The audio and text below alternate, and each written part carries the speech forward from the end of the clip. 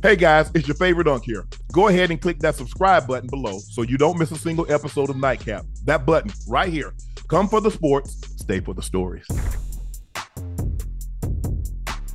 All right, last night, the Celtics beat the Pacers in overtime. The Pacers committed 22 turnovers, and those miscues led to 32 Boston points. Tyrese Haliburton turned the ball over 3 times, including two in key moments. He dribbled his ball off his foot when Indiana led by 3 in regulation with 27 and a half seconds in regulation, then lost the ball out of bounds with 102 remaining in overtime. The costliest turnover of the game came with 8.5 seconds left in the fourth quarter. Indiana up 117-114, and Nembhard threw a lazy pass. Pascal Siakam couldn't handle it. Jaylen Brown gets his hand on it, but Siakam ends up touching the ball before it goes out of bounds. And then the all-time dumb thing in the world, you're up 3 and you let a guy shoot a 3. I'm just trying to figure out, Gil, maybe you can help me understand why the hell everybody's standing inside the 3-point line. I'm going to stand outside the 3-point line and dare you to shoot a 2. Yeah, no, that's facts. It started off with Hallie taking the ball, defending the ball, right? You're supposed to defend baseline side first. Thank you. Like you're supposed to block baseline off, give you the 1, 2, 3 Mississippi count, and then jump on the ball and be very active, right? So if they're going to throw it, they're going to either throw for a layup or they're going to throw it back to half court. So the fact that they got a corner pass off knowing that that's probably been in their playbook before and you let it happen, which is a tough shot, right? That's not Clay or Curry or Kevin Durant. It is Brown, and he's a 3-point shooter, but he's not deadly from that. So he just made a great shot. You can't be mad at that. You got to be mad at the fact that your out-of-bounds play that led to the turnover was a horrible design, right? Yes. There wasn't enough space for anybody.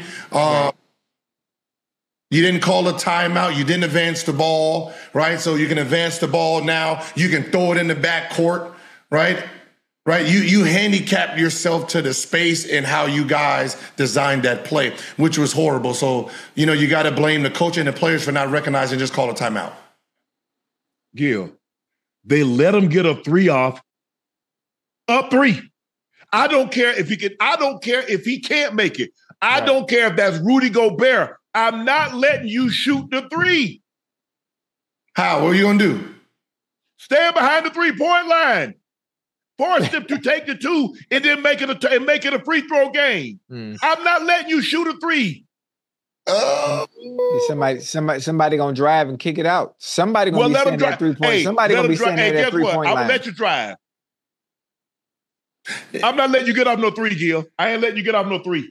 Now looking at this free throws, I would be upset now at Holly for not actually going to the ball himself. Pushed everybody out, go for the ball. You're the only one that shot at least 3 free throws. Siakam that would have been Siakam's first free throws of the game. And he's not a very good free throw shooter to begin with. The fact that he ran to it. Yeah. But see, that's the Gil. But see, I want to show you that I'm not afraid of the moment. So I'm gonna go run to the ball. There you go. Knowing damn well you about to clank them anyway. Yeah, I'm not passing it. I am captain now. I am not passing. Gil, but Ocho, and you saw this last night. Yeah. They made so many mistakes. I'm trying to, they up by 5. Why the hell is Haliburton pushing the ball up the court so fast? Yeah. What are you trying to do? You got plenty of time. He rushes the ball up the court and dribbles the ball off his damn foot. Why? Then, he's up 5. Excuse me. He up 5. He gets a semi-transition. Step back 3, Gil. Really? Hey. In that moment? Oh, and everybody talking about, he can hit that shot. That's not the point. Right. The clock is your friend. Hey, the clock is your friend. Milk that time. Yeah. You don't need to take a shot with 12 seconds on the clock. What the? I'm going to use your words, Unc. I think you said, how do you tell a bear not to shit in the woods? That's all. Hey. Push the ball up and take some weird shit. That's all they know, Unc. So, time and possession is a thing that they're not used to. They're used to just playing up and down basketball, taking shots that they feel is their shot. And that's what they Ocho. Yes, what do we say, Ocho? In a situation, we know if we got the lead, we ain't going out of bounds. Oh, no, you can't. You got to slide. You got to get down. You gotta get down. No. In that situation, you have to know, okay, what's more important? A first down or stopping the clock? Stopping that clock.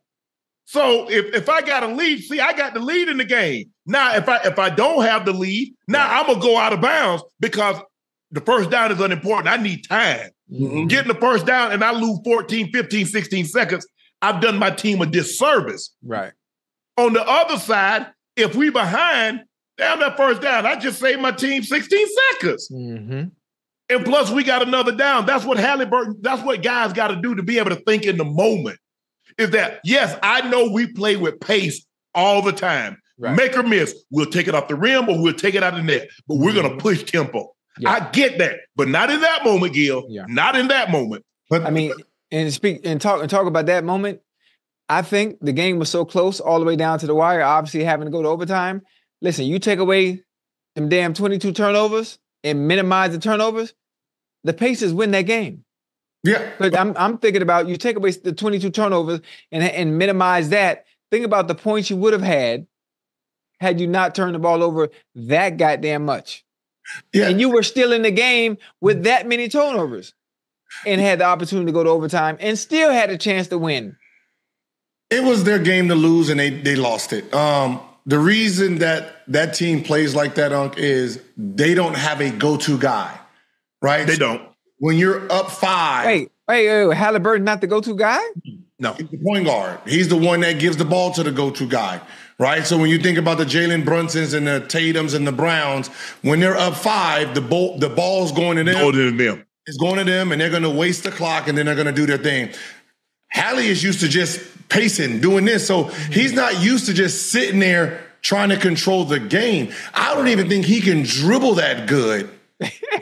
No, he's not a ball. Yeah. Right? He can dribble fast, right? But I don't think he has handles enough for someone to pick him up full court or half court, and he has to waste time. Right? That is a skill on his own. That's a Chris Paul skill. That's a Kyrie. You have to be very skilled with dribbling to just sit there in motion. Yes. That's not his skill. That's not his talent. So it makes sense that he's rushing and trying to get his play off because he's not comfortable just wasting 14 seconds while somebody trying to steal the ball, right? This was the game that they supposed to win. This was that they needed to win because the 7 players that played, their top 7 played amazing basketball. Right. Double figures. All well. Double figures, played well, shot well, 3 guys in the double doubles. You're not going to play that great as a team again. No. So we can take away the turnovers, put them at 12. Are you still going to shoot that kind of percentage across the board? Right? Hallie might fuck around 10 points next game. That's a see. That's my point. Points. That's a loss. Right? So the fact that you guys played offensively great and didn't succeed, that takes away, and especially the other team didn't play well. Jayson Tatum and them didn't shoot the ball well. So it kind of is discouraging. You're trying to be like, yeah, if we don't turn the ball over, we don't. But we're going to be like, damn, coach, I shot the hell out of the ball, though. Yeah. It ain't going to be my birthday tomorrow. Yeah. It's not often that we can see somebody snatch defeat from the jaws of victory. And that's what they did. They snatched defeat from the jaws of victory. They had the game. Right. They had the game, ball in hand, under a minute, with a minute to go, and Hallie dribbles it off his foot. The possession before that, he takes a step back 3 with 12 seconds left on the clock. I'm like, bro, what are you doing? But see, that's the thing. See, everybody, that's basketball IQ. I'm not saying he doesn't know the game, but the really great players, regardless of the sport, can think under pressure and understand it's not about how we normally play. Because what's important now is tick, tick, tick, tick, tick. The time. I'm like, bro, why would you do that?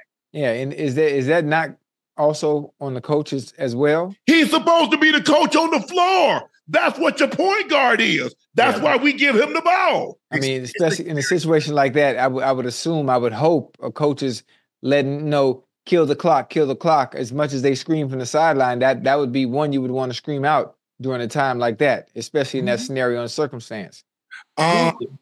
No. Now, with Rick Carlisle's one of those, I call them goofy coaches.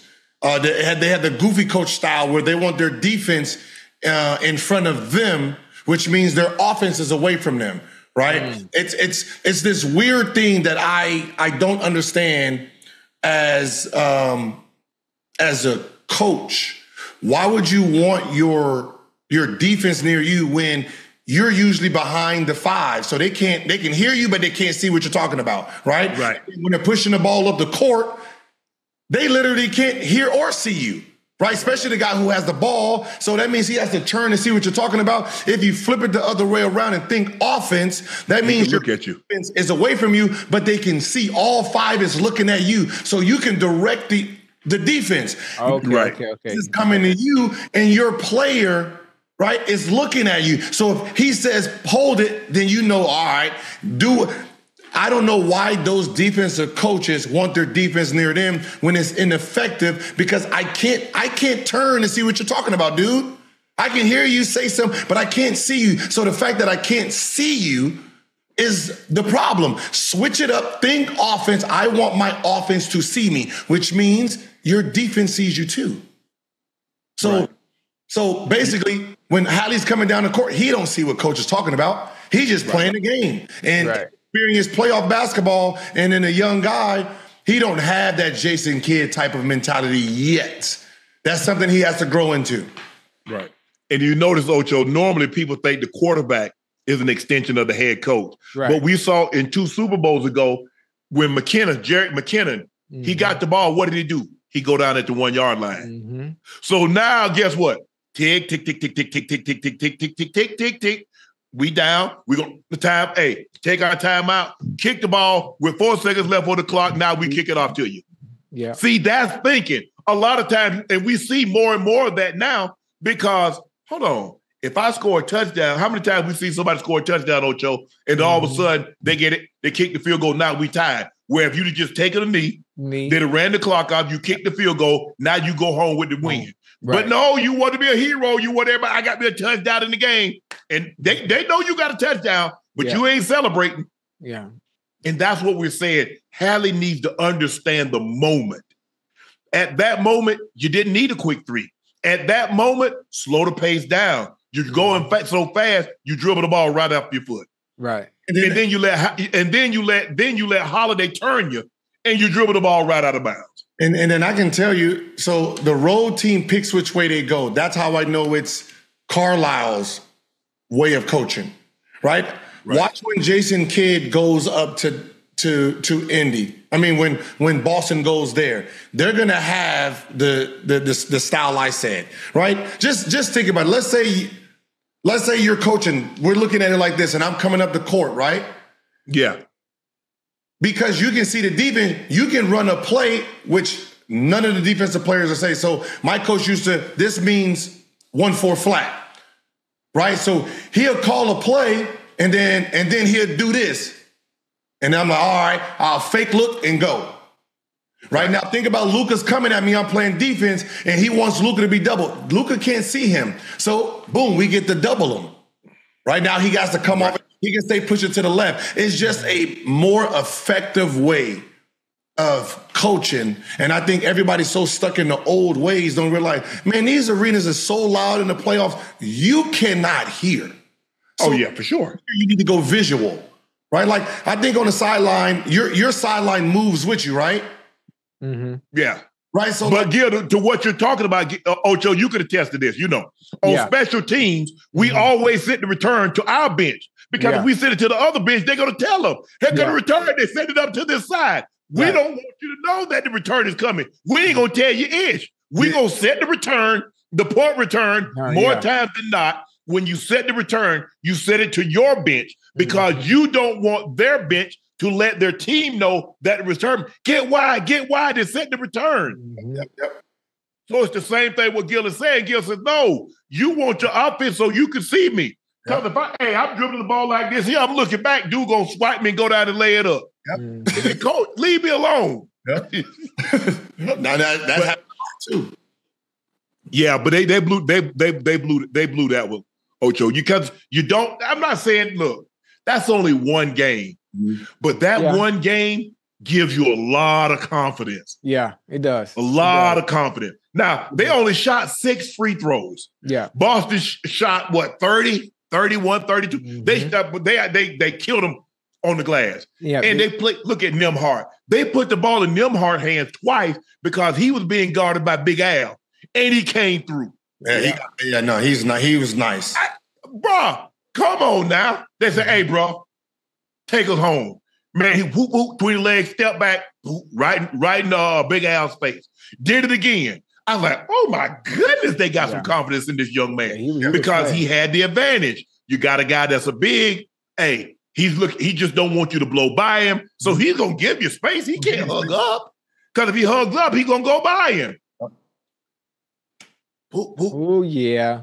But hey, hopefully they learn from this. You gotta understand situations. That's what we call situational football. That's situational basketball. Understand the situation in which you're in and play accordingly.